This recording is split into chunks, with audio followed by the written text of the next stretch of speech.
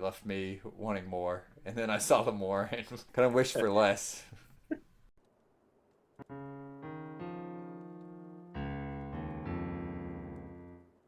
Welcome to Tairimo Boys Podcast. I'm your host, Cody.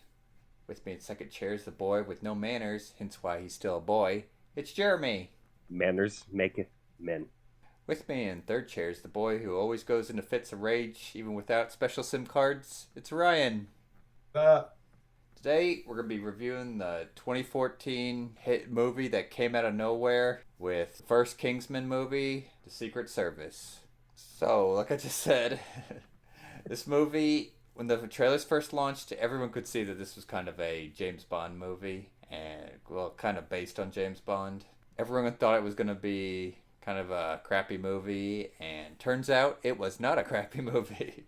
Kind of blew everyone's socks off with how good it was. My socks are still gone to this day. I know Jeremy hadn't seen the first movie before, but he's seen the third one. So I can tell you how successful the movie was if there was three of them. Uh, Ryan, you've seen this before, haven't you? I've seen the first one, but not the second or third one. Well, there you go. I know with the second one you're not missing much. Yeah. Jeremy, you didn't see the second one, right? No, sir. Just the Okay. third. Well, you're not missing much. That where Pedro Pascal swings a rope. Yep. Well, now I have to see it if Pedro Pascal's in We'll talk about that later. It's time for first thoughts, Jeremy. it. Okay. Sorry, got ahead of myself. Independent International Intelligence Agency versus an environmentalist Thanos. That's my first thought. So James Also, the Bond. movie was fucking great. Yeah, James Bond versus Bill Gates. pretty much. What about you, Ryan? I thought I would hate this movie when I saw the previews for it, and then I rented it on a lark, and I've really enjoyed it. I was surprised. Yep, like I said, when I saw the previews for this, like before the movie came out, I thought it was gonna be garbage. Because whenever you want like a Bond-ish movie, you kind of want Austin Powers. But this movie went and just did something unique while staying in the spirit of James Bond, and it wildly succeeded at it.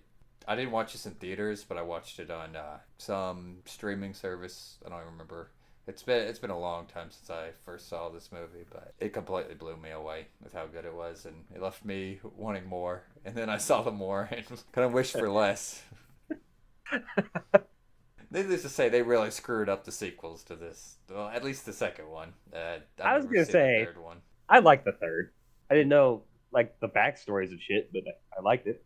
Yeah, well, the important thing with the second one is that the whole plot isn't that great, and it doesn't have respect for the characters of the first movie. What a shame. Because goddamn, what a cast this was. Yeah, the cast of this movie just they had so many big names. They had Lancelot. He was played by Ryan. What's his name? He's Alfred, and Austin Powers' his dad. Michael Caine, Michael Caine. There you go. I don't know his name, but I know what he plays. And then you had Mark Hamill playing like a college professor for a brief period of time. Tell me his accent didn't sound like the Joker a little bit. It did. That's how I knew it was Mark Hamill right away. Is British Joker. And here's your little fun fact. He had like an official name in this movie. If you don't know, this movie's based on a comic book, Kingsman: Secret Service, which came out 2 years prior to it, and they kind of reread bunch of stuff for the movie. Well, in the comic book, the professor's name is Mark Hamill, so that's why they got him to play the character. That's an interesting fun fact. But anyways, main villain of this movie, it's played by Samuel L. Jackson, who had always wanted to play a Bond villain, but it doesn't look like things have ever turned out where he would play a Bond villain, so this is the closest thing he's gotten. Yep. The evil plan to straight Thanos. Uh, Can't tell me that wasn't a Thanos plan. Thanos wanted to wipe out half of humanity. Well, half of all life. It seems like Samuel L. Jackson wanted to wipe out 99.9% of all life. Anybody but his friends. Who weren't rich. All the non-elite. Yeah, so he wanted to do his Thanos plan for the non-elite. If you're unfamiliar with this movie, basically Samuel L. Jackson, he plays a big tech, kind of a crazy CEO guy. Even though this isn't a Marvel movie. And he offers everyone like a SIM card for their phone so they can get free voice texting and internet, and she's got a controller that whenever it's turned on, it makes anyone that is within range of hearing the sound that the phone emits go into like a berserk rage and kill anyone near him. With that being said, wouldn't it have made more sense? He found out what the frequency was. We'll say the kill frequency. He found out the tone. Wouldn't it make more sense to just broadcast that, like over the radios and different things like that all at one time instead of this whole SIM card business? I kind of got the feeling like it only had a limited amount of range to it, so that's why. And everyone has a phone, so everyone has a radio tower in their pocket, and everyone wants free service. So I think his plan was fine, honestly. Ryan, what'd you think about the plan? Yeah, it was a good plan. I was distracted from the plan by all the bullets flying by. What's a good Bond movie without a bunch of bullets? Yeah. And Dude, the fight scenes in this, like I got lost in them. I loved it. We'll get to that. But speaking of Bond movies, like this movie is self-aware that it's a Bond movie. Like there's like multiple times where people will even say like this ain't that kind of movie, or just like Samuel L. Jackson's character even references like, oh, I always like those James Bond spy movies. So it knows exactly what it is. Now, since Jeremy wants to discuss the fight scenes, if you're unaware, some of the fight scenes in this movie are extremely iconic. If you've never seen this movie, maybe you've seen the infamous church fight scene where the single guy massacres the entire church, which is hand-to-hand combat. And the important thing is that like all the fight scenes were done in a very specific way. The character that I was focusing on in the fight scene, they always stayed in like the middle of the frame. I'd say it worked well. It's some good shooting, no pun intended. That's going to lead us into our next question. Jeremy, what was your favorite scene? Oh my god, it's really tough. Like I'm between quite a few of them. Like the church scene is probably going to be my favorite scene. But I really liked when Harry met Valentine and they are having dinner, and like it was a really fancy, like all set up, and they reveal it's just like McDonald's. Love that. I also love the first bar fight scene. It's gonna have to go with the church though, if I have to pick one hands down. Yeah, everyone's going to go with the church scene. Yeah, okay. So you can go off my others then, if that helps. Yeah. If we can't say the church scene, then I'm gonna say the McDonald's scene or the first bar fight. By the way, I'd highly recommend if you've never seen this movie, just Google Kingsman church fight scene, and you'll see it, and you'll probably see where it's inspired other media you've watched, because that's the most famous scene from the movie, where Samuel L. Jackson's character Valentine activates the SIM card for the very first time, and just to gauge how effective it is, and you get like this huge fight where everyone in the church is just trying to murder each other, just creative impromptu weapons, and it's just amazing. And Jaw dropping. since I set up the rule no church scene, I was also going to say the bar scene where the main character, his name's Eggsy, and he's got all these British hooligans that mess with him, and in that scene, it's early in the movie, see Harry, his codename's Lancelot, and he's not a British spy, but at the same time, the Kingsmen are British spies. So, but you just see him just completely stomp all their asses with all these like fancy gadgets and throwing people around. It's just really awesome. Ryan, are you gonna be any different from us, or are you gonna say the same things? No, I'm gonna differ from you. No. Ooh. Any scene where Samuel L. Jackson said a word with an S in it. So here's your little fun fact. So, yeah, the joke Ryan's getting at is Samuel L. Jackson's character has a lisp to him. So, kind of, what's it called? Slurring his words, kind of. Yeah, you know what a lisp is. What you mean slurring its word? Sorry. There you go. Of course, Samuel L. Jackson, he doesn't have a lisp in real life. Now, as a child, he had kind of a stutter, which led to a lisp. And whenever he was getting into character of this movie, kind of channeled into that in order to get the whole lisp thing going. What I really loved about this movie was just how like everything builds upon each other. Like something small will be brought up, and later on it'll be brought up again in like a more important manner. For instance, just a few instances. Like at the beginning, like I said, Eggsy, he's kind of a hooligan, and he has hooligans harassing him. He ends up stealing one of their cars, and he ends up getting caught by the police because he refuses to hit a cat. He's had his little honor code. He doesn't let him hit animals. And then later on in the movie, in order to prove his loyalty for like his final test for the Kings to get into the Kingsmen, he has to shoot his dog that he had made him raise. So it's I don't. Did you boys notice that? Yep. So here's your little fun fact about that. In the original script of the movie, they were supposed to actually shoot the dogs. Damn. Thank fuck. The reason As a person who loves his dog more than his own life, that was my least favorite scene. it was a blank, Ryan. I know it was a blank, but still, just the thought. Like I said, originally he was actually supposed to they were actually supposed to be shooting their dogs, but they kind of changed it to be less cruel.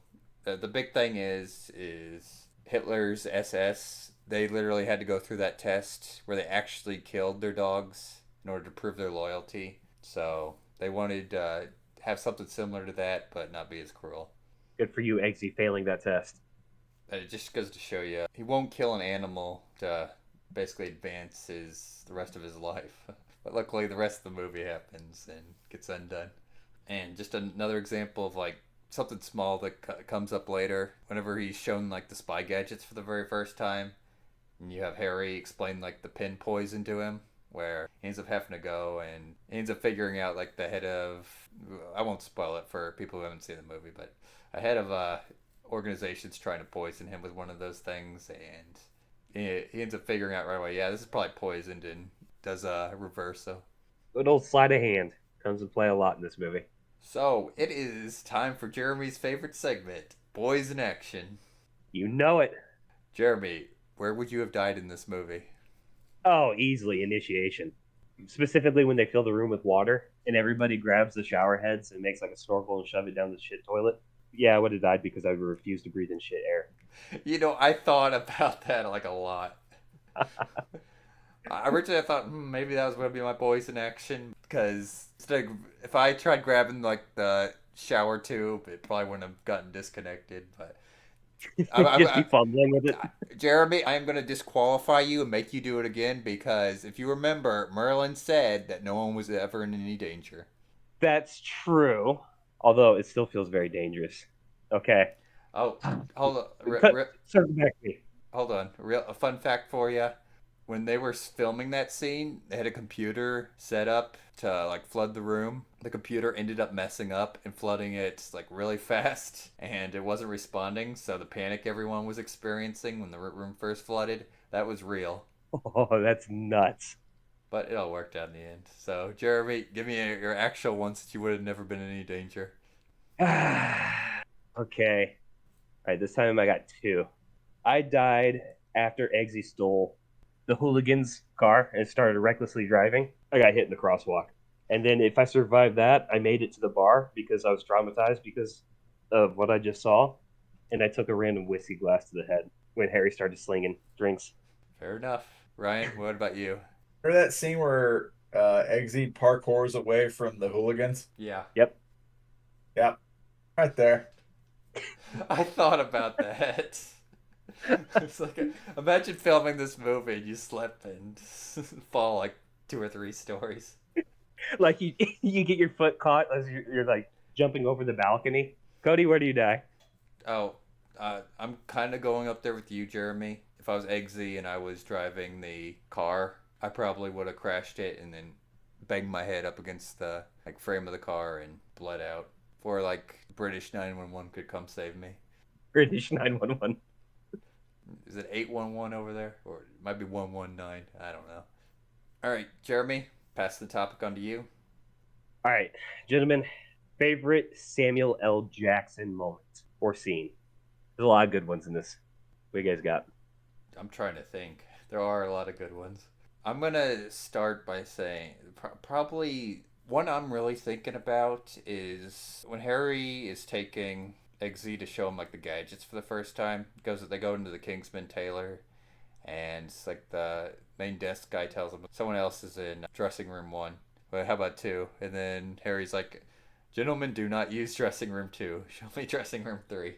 Anyways, whenever they come out of dressing room 3, they see that Valentine was the person in room one. So it's kind of implying he's like, yeah, he's catching on to exactly what's going on. These guys are like British spies, but nevertheless, he ends up going to like a top hat guy and gets a top hat with a microphone in it. So ends up playing into their plan more. But just the fact that he's starting to get ahead of them as like a spy agency, that it's just so great. It really was. That was an intense scene. Like it, Valentine was not the one I expected to come out of the dressing room at that time. I was like, holy shit. Ryan, what do you got? Probably the scene where he's bitching to that assassin about how much the biometric stuff hurts. For me, I'm going to go with, well, again, between two. One, the dinner with Harry and the whole revealing it's just McDonald's. And they're making jokes back and forth about McDonald's. And then probably towards the end, when he's yelling at the assassin girl to kill Eggsy. And he yells, he blurts out, kill that motherfucker. He killed all our friends. I love that. Because like he's still in character, but you still feel it's Samuel L. Jackson. Like he had to say something like that. His assistant's name, her name's Gazelle. The unique thing about her is like she's got like the grasshopper prosthetic legs. They've got like swords on the bottom of them. It's just stuff like that. It's like really unique and cool about the movie. She uses them very, very well. It helps that all the fight scenes in this movie are just so great. Ryan, passing the topic on to you. Favorite kill. There are so many kills in this movie. Jeez. Especially seeing as Samuel L. Jackson's plan starts up originally. Am I allowed to say when everyone's head's exploding? As long as it's not Mark Hamill's. Well, he wasn't everyone. He was the original one, but I'm going to say the original Galahad at the beginning of the movie. Another famous scene is whenever the British spy Galahad is trying to save Mark Hamill's character from like evil mercenary characters. And it plays out like a typical James Bond movie. He easily beats them all, and he's getting ready to enjoy some whiskey. And as soon as there's like a knock on the door, which is kind of the thing he did earlier, and he's like, "What the hell?" And as he's walking, that's when Gazelle slices him in half with her sword leg. And yes, that was the Commodore from Pirates of the Caribbean. The only other movie I've recognized him in. What about you, Ryan? Same one as you, where the agent is, how shall I put this, cleaved in twain. Jeremy? Yeah, I don't want to say it, but yeah, I think that is my favorite. It plays up on Bond just too well. When that scene happened, I was like, okay, here we are. We're over the top. It's just so It's gonna be a great premiere. Yeah, it's so early in the movie that it just catches you off guard. Like you don't expect James Bond to lose. Well, you don't expect him to lose till you get to the most recent movie, but we'll get to that whenever we get to the scale. Speaking of deaths, this movie is an emotional roller coaster as well. Why do you say that, Jeremy? Oh, no scene in particular in the church scene. Are we gonna spoil it? It will spoil it. Most people probably know what the church scene is. It's like Harry, the mentor character, gets shot point blank. Oh, my feels. But he had sass until the end. Jeremy, I want you to watch the second movie now. I'm kind of scared to at this point after mentioning that. Fuck you, second movie. Dude, Harry was such a good... I mean, they're all good characters. Like, I don't have a problem with any of the characters, but Harry was absolutely my favorite. What a fucking gentleman he was. I mean, that's how you be a good agent. You gotta be the perfect gentleman. And an alcoholic. That reminds me. Did you guys catch it near the end of the movie when Eggsy walks into Samuel L. Jackson's base and bartender asks him what he wants? Like, yeah, I want a martini with gin, stirred, not shaken. 100%. Yep. I believe I've used a similar line before. Where have we heard that? Watch our shorts to find out. You know, they do mention a couple other espionage movies in this as well. They did mention Jason Bourne. Yeah. And Jack Bauer, which is my favorite. I used to love that show. Oof. I love me some Jason Bourne. I need to rewatch that. All right, Jeremy, final thoughts? Fantastic movie. Fantastic movie. Great fight scenes. Great cast. You can't go wrong. Iconic fight scenes, even. Ryan, final thoughts? Yeah, it's a great movie. Unexpectedly great for me. As for me, like Ryan said, it was an unexpected good movie. You can watch the second and third one. I've never seen the third one because that came out during COVID, and I probably need to get around to watching it. And then the second one, the plot would have been fine, but they have like no respect for the characters in the first movie, so it kind of ruins the movie if you really became attached to the characters in this one. If they disrespect my boy Harry, They do. oh my god. If you're not familiar with the second movie, they disrespect it in a way you would not expect. I don't know if I can tarnish that gentleman's legacy. But yeah, definitely see this movie. You can go ahead and see the other movies. I probably need to see the third one. Yeah, I've seen the third one. But yeah, COVID just stopped me from doing that, and I just never got around to it. I kind of wish they would have all remained like high quality movies like this first one. Now, the reason we're reviewing this movie is because the movie Argylle comes out this week, and it's said that Argylle takes place in the same universe as the Kingsman. I know Samuel L. Jackson's supposed to be in the movie. I don't know if he's playing Valentine like he did in Kingsman, or if he's just going to be a completely different character. But we'll find out.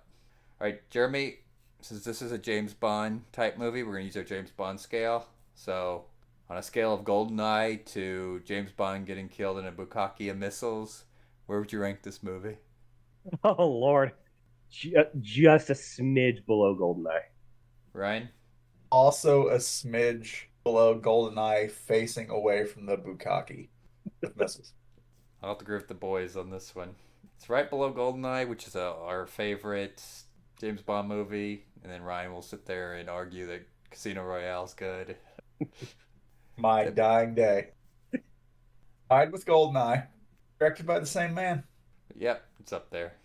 All right, everyone. Thank you for listening for another episode of the Tairimo Boys podcast. Don't forget to like, subscribe, leave a comment. Tell us how much you love British Spy movies. And don't forget to ring that motherfucking bell. Stay tuned for more episodes.